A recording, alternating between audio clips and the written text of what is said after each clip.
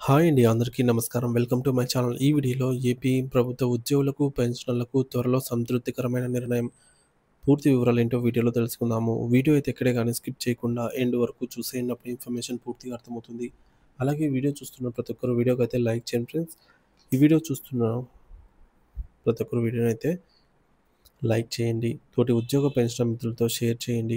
కొత్తగా మన ఛానల్‌ని చూస్తున్నవారు ఇంకా ఎవరైనా సబ్స్క్రైబ్ చేసుకున్నట్లయితే వెంటనే మన ఛానల్‌ని సబ్స్క్రైబ్ చేసుకోండి. సో, దీని ద్వారా నేను చేసే లేటెస్ట్ వీడియోస్ అన్నీ మీ వరకు రీచ్ అవుతాయి. ఇక ఆలస్యం చేయకుండా వివరాల్లోకైతే వెళ్ళిపోదాము. ఫ్రెండ్స్, ఇక విషయానికి వచ్చినట్లయితే రాష్ట్ర ప్రభుత్వ ఉద్యోగులపై కొత్త రాజకీయ క్రీడ మొదలైంది.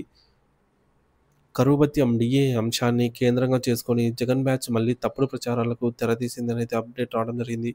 తప్పుడు ప్రచారాల వెనుక ఉన్న నిజం.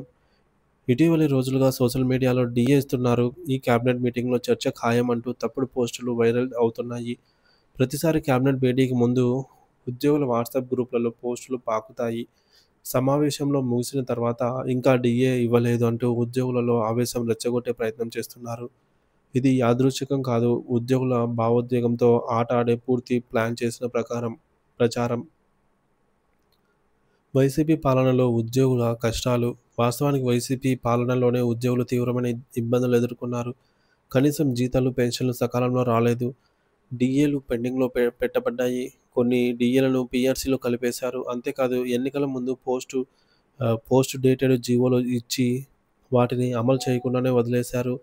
ఒక జీవో ప్రకారంగా ఈ మేరకు 2023 జనవరి నుండి ఉన్నటువంటి 2024 మే జీతంలో ఇవ్వాలని చెప్పారు. సో, మరో జీవోలో 2023 జూలై డీఏను 2024 ఆగస్టు జీతంతో చెల్లిస్తామని పేర్కొన్నారు. కానీ ఆ జీవోలు కాగితం మీదే ఆగిపోయాయి.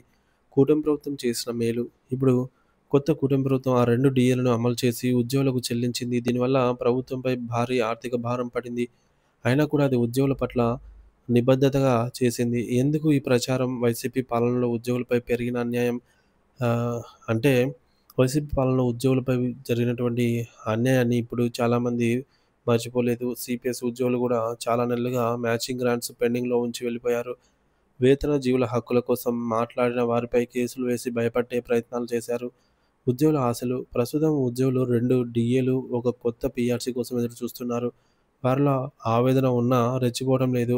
వారు నమ్ముతున్నది ఒక్కటే, ముఖ్యమంత్రి చంద్రబాబు నాయుడు గారి ప్రభుత్వంలో ఆర్థిక వ్యవస్థ గాడిలో పడుతోంది. తమ న్యాయం ఆలస్యమైనా తప్పక దక్కుతుందని అయితే వారు ఉన్నారు. ఇక రాజకీయ కుట్రలు. కానీ వైసీపీ నేతలు మాత్రం ఉద్యోగ సంఘాల ముసుగులో తప్పుడు ప్రచారాలకు మళ్ళీ చిచ్చు పెట్టే ప్రయత్నాలు చేస్తున్నారు. ఉద్యోగుల ఆశలు, న్యాయమైన డిమాండ్లు రాజకీయ బలి కాకుండా సోషల్ మీడియాలో వచ్చే ప్రతి వార్తను నమ్మే ముందు వాస్తవాలు తెలుసుకోవడం చాలా అవసరము. ఉద్యోగులారా జాగ్రత్త. తప్పుడు సమాచారాన్ని నమ్మవద్దు. వాస్తవాలను తెలుసుకోండి అంటూ అప్డేట్ రావడం జరిగింది.